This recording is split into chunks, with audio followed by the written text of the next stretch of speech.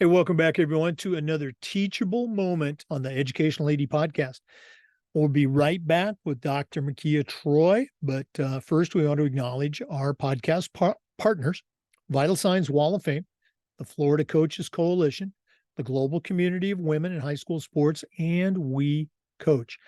You've heard me say before, these are 4 great organizations. You should really add them to your network. And now, don't hit that fast forward button. Stay with us for the next 3 minutes. We want to acknowledge our sponsors. These are all companies I used as an athletic director. You should be using them too. Here we go. We want to say thanks to Vital Signs Wall of Fame for their support. Go to vitalsignswalloffame.com. Check out their interactive touch screen. That's right, touch screen video consoles. It's a great way to show off your school record boards or your school's Hall of Fame, or simply tell more compelling stories about your school's proudest moments. That's vitalsignswalloffame.com. We also want to say thanks to Gipper. Go to gipper.com. Let their team help you create world-class sports graphics for your school's social media channel. Your kids are on social media, and if you're not celebrating your athletes or promoting your teams, you're really missing out on a great opportunity. Go to gipper.com to get started. We also want to say thank you to Snap. Go to snapraise.com/EDAD. Start working with the best online fundraiser out there. If you've ever used a fundraiser and didn't make any money off of it, you need to go to snapraise.com.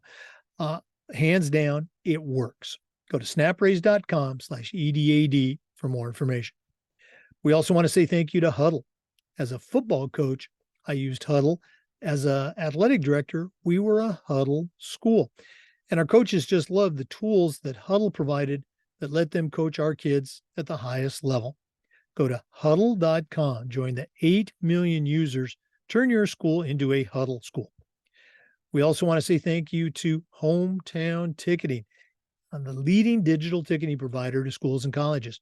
I don't think I need to say anything more. Hometown Ticketing is digital ticketing that offers more. Go to hometownticketing.com to get started.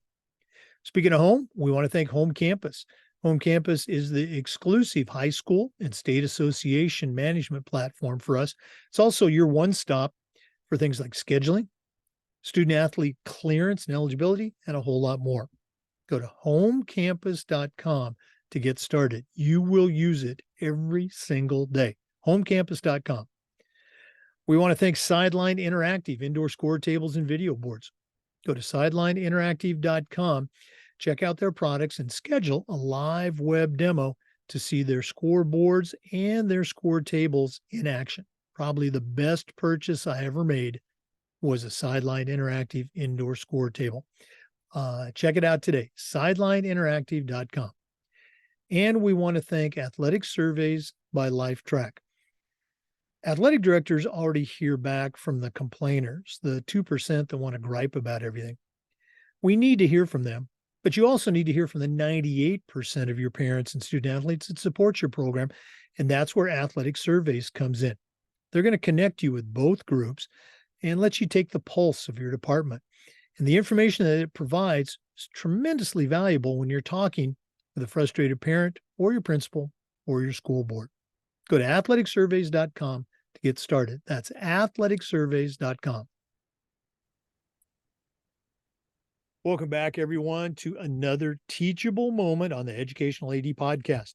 This is our weekly series featuring Dr. Mekia Troy. She is a certified master athletic administrator, very active at state level, and she's the director of athletics at Creekside High School in Georgia, one of the top programs in the state. Dr. Troy, we always appreciate you spending some time with us. What do you have for our listeners this week on Teachable Moment number 11? Number 11. All right. Glad to be here. Today, I want to talk a bit about success and how do we define success? Is it, winning playoff games, championships? Is it our student athletes getting scholarships? Is success defined by parents who say my kid needs this amount of playing time? How is it defined? It could be any of those things, actually, but we as athletic administrators need to have a pretty clear idea of how we define success and communicate that so that not only our stakeholders understand and recognize, but our coaches as well. How do you manage all those various ideas when everyone has a different thought about what success looks like? And I think one of the best ways to do that is to take it away from the wins and losses, take the wins and losses off the table, and then find those other things that we do through education-based athletics that allow us to say, this is how we can be successful, and then communicate that out so that people have an understanding of it. I believe it's also important to find out if your principal has an opinion about that, because you don't want to be pushing one direction or one emphasis and your principal wants something else done differently. So if they have a different opinion, you at least want to find out what that is and make sure that your coaching staff is aware of how your principal feels. Maybe the coach is ready to just go gung-ho, but the principal is saying, all right, that's fine, but let's make sure that academic standing is where it should be. Let's make sure graduation rate or participation rate is high, and that's how they view success. So you want to make sure that you're aware of those things before you really just emphasize something other than that. You want to make sure that there's some alignment of these values as you're moving forward. So it makes things a little bit easier, even if you don't necessarily agree on every single facet of it. Find some alignment where it makes sense for you, your student athletes, your coaches, as to what success is for you all. And we have a responsibility as athletic administrators. We are the leaders that understand what education-based athletics really should be, what it really stands for. And it's our job to make sure that the other people understand that and then provide support for them. We can't say that, we want to focus on life lessons and other things and take some of the emphasis off of the wins and losses and then not provide support for that, or add pressure to our coaches about the records that they have or whether they're advancing into playoffs and championships and things like that. This past school year at our initial fall meeting, I asked our coaches to set goals for themselves that didn't consider wins or losses. And I was kind of surprised that a lot of them struggled with it. We talk about it, of course, often about, thinking beyond the scoreboard, thinking beyond the field. But some of them really struggled to come up with this particular goal. So we stopped and just talked a little bit more about what it means to educate the whole child through educational athletics, what it means for us to be an extension of the classroom. And at that point, the wheel started turning, and you got some ideas about community service or ideas about study halls and adding things like that. So I felt better knowing that they got it. We just had to talk through it a little bit more to recognize that there are other ways to be successful, because we spend so much time with these student athletes, and so much more of that time is spent in a developmental, I would say, stage than it is in the actual performance within a game. And we have to keep that in mind, because that's not the only thing that matters is, the starting whistle to the final horn. There's so much more that goes on in between that. So I want to make sure that as coaches, they were able to consider that there are other things or other ways to be successful. Because you can also get caught up in a situation where you have a team that's been very successful, but maybe they just can't get over the hump. They can't win the big one. So at that point, are you allowing them to say that the whole season was just a waste of time? It was just a wash. All the effort that the student athletes put in and that your staff put in just doesn't really matter as much because you didn't win that elusive championship. We can't do that. We work too hard in what we do to allow things like that to stop us from saying that we still had a successful year, regardless of that final outcome. But this is something, again, that you have to communicate in advance, because what you don't want to do is wait until that season-ending loss to talk about, oh, this was a success. No, you probably want to identify those things in advance, so it doesn't matter whether you won or you lost at the end of the season, to make sure that everyone understands that it was still a very valuable time spent, and it meant something that'll matter for the rest of their lives. There's nothing wrong with winning or wanting to win or pushing for that, but we just have to put things into perspective. I like the way the Positive Coaching Alliance calls it the double goal coaching, where you are really striving to win, but you're also making sure that you're teaching the life lessons through athletics. And we have to keep that in mind as we define success. Wow, just so many great lessons in there, and you're absolutely right. We all want to win, the coaches, ADs, kids, parents, we all want to win. But the reality is, only one team is going to walk away with that championship, first place trophy. I still remember I was at a school and we started the football program there. And as a smart coach and AD, I would always schedule our final game of the season against somebody that I knew we probably had a pretty good chance of winning against, so that we could end that season on a positive note. And we did for a number of years. And then we qualified for the playoffs one year and we won our first playoff game. And then the second round, we lost a close round. I had a mom, she was just crushed. Oh, it's so sad we didn't win the last game of the season. And I go, no, no, no. Look at what they've all accomplished. We made it to the playoffs. We're no longer that team that has to worry about winning the last game. We want to, but there's so much more. And she got it too. But I guess another thing I'm going to toss out there, and then I'll let you wrap up. When I was at the school I was at before I retired, very successful program. We were very blessed, great coaches, great kids, and our school won more than its share of district, region, and even state championships. Just very successful program. And we also had teams that struggled. But when I was interviewing a coach, particularly a middle school coach or a JV coach, I would always tell them the same thing. And this was toward the end of our meeting. I'd say, just remember, you can win every single game and I'll fire you the next day.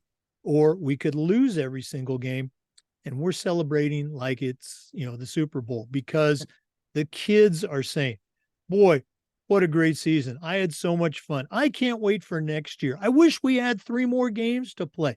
That's what we're looking for at our developmental teams. And quite frankly, that's what we want to hear from our varsity teams as well. And most of the time we did hear that. What are your thoughts on that subject? Yeah, I agree. You can have a winning record, a winning season, and people can be miserable. That's not the response that you want to get. Even the better athletes could still be miserable. You find injuries that are maybe phantom injuries because they just don't want to be a part of what's going on. And that's not the name of the game. That's not what we want to do. We want the students to enjoy what they're doing, win or loss. And, even better when you do have a team that maybe has struggled, maybe they don't have as many wins, when those student athletes still come out every day to practice and still give their all, that there's some things that must be going right from that coaching staff to make sure that they're still motivated and they're still trying and they're still getting something out of their experience. Yeah, I just had a flashback to my high school days 1,000 years ago. 2-a-days, and we were just practicing hard. And our coach, he made the comment, and I know he didn't invent this, but he probably heard it from someplace else. But he would say, fellas, look over that fence. And there was this big construction project going on outside our stadium. Those guys over there, they're not playing. They're working. Okay. You're playing football right now. And I know it's hard, but you're playing. When you start classes in a couple of weeks, you're not going to be playing chemistry. You're not going to be playing in calculus. You're going to be working in that classroom. We're playing right now. So, never forget that we're playing a game. That's a good one. It's just, we were probably cursing him under our breath, but he was absolutely right. Okay. And who of us, wouldn't give something to go back and play just a little bit more. Dr. Troy, always a pleasure to spend time with you. If one of our listeners wants to spend some more time and connect with you, what's the best way that they can do that? All right. You can find me on Twitter at Dr. Troy Meet, or send me an email, drtroyme@gmail.com. Okay. Dr. Mekia Troy, Creekside High School, and very active at the national level as well. Thanks so much for sharing with us on Teachable Moment, and all the best with the coming fall and winter seasons. Thank you. For listeners, we absolutely appreciate your support and listening. We do this every single week. Come back next time for another Teachable Moment with Dr. Troy, just about every day for new content on the Educational AD Podcast. We'll see you next time. Boy, great memories. Make sure you talk to your coaches, your parents, your kids. Let them know how you roll, what's important to your program. We want to be successful. Make sure you're defining the many ways that success plays out in your athletic department. Before we go, we want to talk about some successful companies that you should really be using. Sideline Interactive indoor score tables and video boards. Probably the best purchase I ever made as an AD was my Sideline Interactive indoor score table. Go to sidelineinteractive.com. We want to thank Home Campus. Home Campus is the official and the exclusive high school and state association management platform for us. It's also your one-stop for scheduling, student athlete eligibility, and more. Go to homecampus.com to find out all the things they can do for you. We want to say thank you to Gipper. Go to gipper.com. Their team is going to show you how to create world-class content for your school's social media channel. It's so easy, even I can do it. Go to gipper.com to get started. We want to thank Hometown Ticketing, the leading digital ticketing provider to schools and colleges. Go to hometownticketing.com. They'll help you get set up to start selling tickets for all your events online. hometownticketing.com. We want to thank Athletic Surveys by Lifetrack. If you're not using surveys to take the pulse of your parents and your student athletes, you're really missing out. Go to athleticsurveys.com. Get started with them. We want to say thanks to Vital Signs Wall of Fame.